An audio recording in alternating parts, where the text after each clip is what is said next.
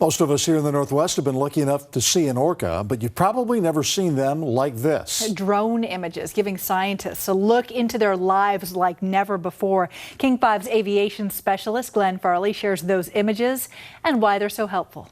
Female, firing up. What can a machine tell us about life? This is just one of the latest uses for a drone. It's small, not much different than a lot of those GoPro packing hobby drones that give you those incredible views of your hometown. But this isn't just any drone. It carries a special camera and is specially modified to allow scientists to better analyze whales. Got him? All right. He just did a deep dive.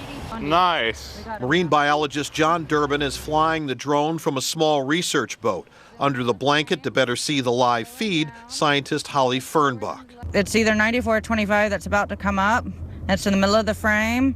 Just try to hold, go slowly to the right, slowly to the right. These pictures taken by the National Oceanic and Atmospheric Administration's Fisheries Branch in conjunction with Canada's Vancouver Aquarium. For decades, snapshots taken with telephoto lenses gave scientists an inventory of orcas, as each black and white saddle patch acts as an identifying fingerprint.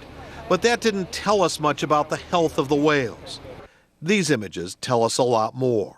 It's the kind of aerial image we're after, where we can see the notch in his tail and we can see his snout, so we can measure his length. And because the drone they call a hexacopter is complete with an altimeter, they can measure the whales with precision.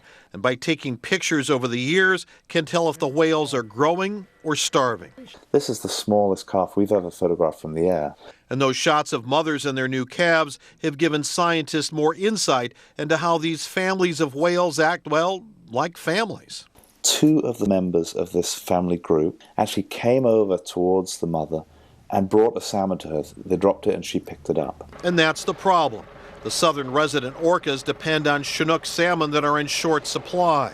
And like a helicopter operating from an altitude of 1,000 feet to avoid disturbing the whales, the drone can go unnoticed at just 100 feet, giving science a better glimpse into their behavior. It certainly is the first time we've seen it with this clarity.